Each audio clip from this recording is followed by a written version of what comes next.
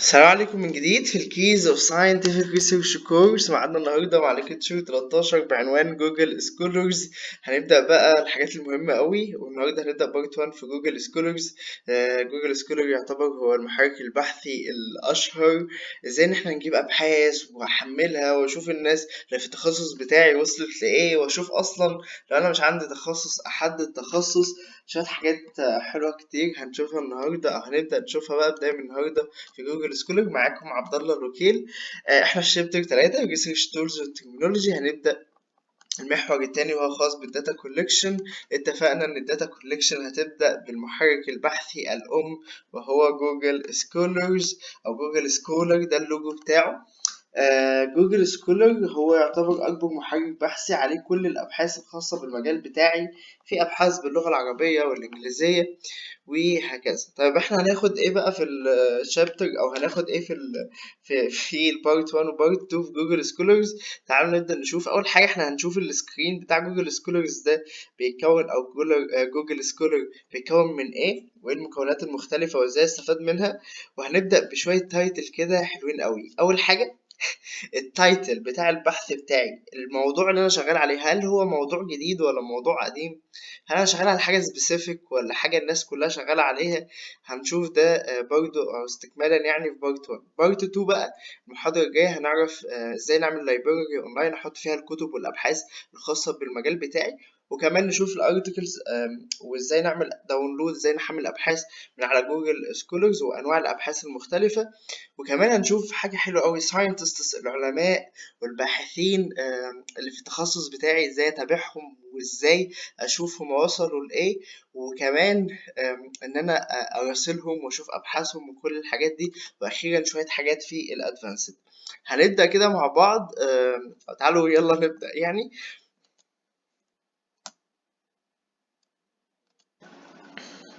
طيب تعالوا كده نشوف احنا ممكن نروح لجوجل سكولر ده ازاي. الموضوع بسيط جدا، من الجوجل العادي هكتب جوجل جوجل سكولر اهو ظهر لي جوجل سكولر. هيبقى اول لينك على طول جوجل سكولر. طيب ممكن اول ما هندخل عليه هيطلع لنا على طول جوجل سكولر، بس حابب بس نبص على تاريخ الاطلاق هنلاقي ان هو كان 2004. ده معناه ايه دايما، وده انا قلته ان من الحاجات اللي تخليك تبدا بدري في البحث العلمي الموضوع بقى اوبن. قلتها، وهي يعني ايه اوبن؟ كل حاجه متاحه بالنسبه لك، كل الابحاث اللي اتنشرت متاحه بالنسبه لك. قبل التاريخ ده كان ده مش متاح، فالموضوع بقى اوبن، والموضوع بقى ايزي سهل ان انت تبدا تشتغل بحث علمي. تعالوا كده نشوف جوجل سكولر. نخش على الموقع هيظهر لنا ايه؟ هيظهر لنا السكرين دي. طيب انت طالما هنا دلوقتي معايا في الكورس ده، فانت اوريدي عملت اكسبلور لتوبيك معين في التخصص بتاعك. يعني لو انت كيمياء فانت مثلا حد اهتميت بعلوم النانو، فبدأت تشوف علوم النانو دي يعني ايه اصلا، بشكل عشوائي كده فلقيت الموضوع حلو. فقررت تاني حاجة ان انت تليرن اباوت ات، ان انت تاخد كورس ولا حاجة عن النانو تكنولوجي. وعرفت ان في تطبيقات كتيرة فيها، فانت اخترت specific topic ان انت والله تطبيق معين هو اللي شدك. ولنفترض مثلا استخدامات النانو ماتيريالز في الكانسر او في السرطان يعني. تمام. طيب هيبقى المرحله اللي باقي لك ان انا عايز اجيب سؤال. فهجيب سؤال ازاي؟ ان انا اشوف الناس ايه الابحاث اللي هم نشروها، وعلى اساس كده ابدا ان انا اشوف فكره جديده. طيب تعالوا نكتب بقى النانو ماتيريالز. وفي الكانسر زي ما احنا قلنا الكانسر. طيب هنلاقي ان الكانسر في حاجات كتير. هل ديتكشن، هل ديتكشن ده ان انا اكتشف الاستخدامات يعني، او النانو ماتيريالز بتستخدم يا اما في الكانسر ان انا اعمل ديتكشن ان انا اكتشف السرطان، او ان انا اعمل ثيرابي او علاج. فلا انا عايزها عشان العلاج، فانا اختار الثيرابي. انا كده نانو ماتيريالز وكلمه كانسر ثيرابي. انا ببحث على جوجل سكولر بايه؟ بكي ووردز، بالكلمات المفتاحيه. جوجل سكولر هو محرك بحثي. يعني ايه محرك بحثي؟ يعني ما يفهمش حاجه، اللي يفهمه ايه؟ ان في كلمات معينه بيبدا يشوف الداتا اللي معاه، ايه الابحاث اللي فيها الكلمتين دول، وعلى اساس كده ان هو بيبدا ان هو يجيب لك الابحاث دي. في حاجه ممكن تبقوا عارفينها من دلوقتي، ان احنا ممكن نعمل علامتين تنصيص كده علشان يجيب لي الابحاث اللي هو بين الكلمات اللي في علامتين التنصيص دي، اللي هو انا بقول له ما تجيبليش اي بحث الا لما يكون ذاكر الكلمتين دول في الابحاث بتاعته. تمام. فعملنا كده السيرش اهو، وشوفنا الريزلت طلع لي 127,000 بحث. انا عايز ارجع تاني كده، يعني قبل ما نحط علامتين تنصيص كانوا 381,000 بحث. تمام. ليه؟ لانه كان معتبر ان دول كده 3 كلمات. فلما انا عملت علامتين تنصيص اعتبر ان هما كلمتين بس. لما عملت علامتين تنصيص اعتبر ان هما كلمتين بس، فعلى اساس كده ان عدد الابحاث كان 127,000 بحث كان في الكلمتين دول. تمام. طيب حلو جدا. تعالوا كده نشوف السكرين دي فيها ايه. هنلاقي ان اول حاجة ابحاث، طبعا 127,000 بحث اتنشروا فيهم الكلمتين دول. هلاقي ان كل بحث اول حاجة كده دي لينك بتاع البحث، ممكن اخده كوبي عادي لو انا عايز ابعته لحد. ده كده التايتل بتاع البحث ده، يبقى دي اول حاجة بتقابلني التايتل. طيب تحت كده الدار النشر، او ممكن ان انا الاقيه اونلاين فين، وكمان هنا الباحثين اللي اشتغلوا عليه، ودي جزء من اسم المجلة، والسنة اللي اتنشر فيها 2021.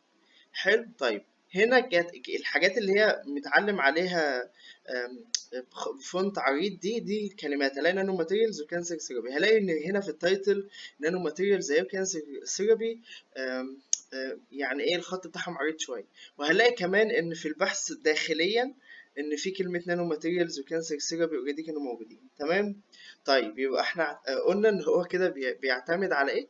ان يشوف الكلمات اللي انت كاتبها في التايتل ده ويبدأ يبحث عنها. يعني مش شرط تكتب نانو ماتيريالز يوزد ان كانسر، لا، هو بس اهم حاجه الكلمتين الاساسيتين. واحنا كنا قلنا قبل كده ان كل بحث يبقى اصلا في حاجه اسمها كي ووردز خاصه بيه. تمام. طيب حلو جدا. يبقى ده كده التايتل. ايه اللي تحت ده؟ حاجه كده ستور، ده معناه ان انا ممكن احفظه، اعمل حفظ للبحث ده على اللايبراري بتاعتي، هنشرحها كمان شويه. طيب ده كده اسمه ايه؟ اسمه اقتباس. اقتباس ده اللي هو السايتيشن اللي احنا كنا بنقول عليه. لو انا جيت اتك عليه كده، لقيته مديني حاجه اسمها اللي هي ريفرنسز، اشكال مختلفه من الريفرنسز دي. ليه؟ دي والله لو انا مثلا بكتب مقال ولا حاجه، وحابب ان انا اعمل سايتيشن للبحث ده واحط له ريفرنس في المراجع، فممكن ان انا من علامتين التنصيص او الاقتباس دي اخد اسلوب معين، مثلا اخده كوبي مثلا واحطه في البحث بتاعي. تمام. يبقى دي كده اشكال مختلفه من الريفرنسز هنتكلم عليها، ودي كده برامج بتستخدم في ادراج المراجع برضه هنتكلم عليها. يبقى دي لو انا عايز اعمل سايتيشن للبحث ده. دي كده عدد المرات اللي تم اقتباس البحث ده 174 بحث استشهدوا بكلام من البحث ده. تمام. يبقى حلو جدا. طيب لو جينا نتك عليها كده هيطلع لي الابحاث دي كلها. يعني انا ممكن اشوف بحث وكل الابحاث اللي استخدمت البحث ده. يعني ايه استخدمت؟ يعني بنت كلام على البحث ده. تمام. تمام جدا. طيب يبقى كده دي السكرين بشكل اساسي. ده كده الموقع. لو انا دخلت كده هيدخلني على الموقع اللي موجود فيه البحث ده. تمام. تمام برضه. طيب تعالوا كده نشوف ايه تاني ممكن يكون موجود في الموقع. ان انا ممكن احدد التواريخ المختلفة اللي انا ممكن اشتغل عليها البحث. يعني انا عايز اشوف النانو ماتيريالز والكانسر ثيرابي في 2023 بس. عدد الأبحاث 2930 بحث استخدموا الكلمتين دول أو المقطعين دول في الأبحاث بتاعهم السنة دي 2023. كام بحث؟ تقريبا 3000 بحث. ممكن إن أنا أحدد يعني نطاق معين، مثلا إن أنا أقول له من 2020 لغاية 2023 الأبحاث الحديثة، يعني اللي اتنشرت في باستخدام أو فيهم العنوانين دول أو الكلمتين دول. فهيطلع لي الابحاث المختلفه. الابحاث اللي تعجبني منهم ممكن اعمله ستار، وممكن نشوف هنستخدمه في ايه.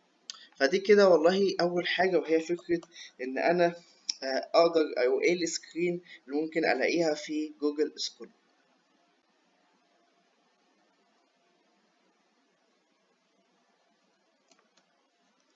طيب بعد كده في ايه بقى يا عبد الله؟ ممكن احنا نشوف موضوع ازاي ان انا اجيب specific topic او specific title. تعالوا نشوف.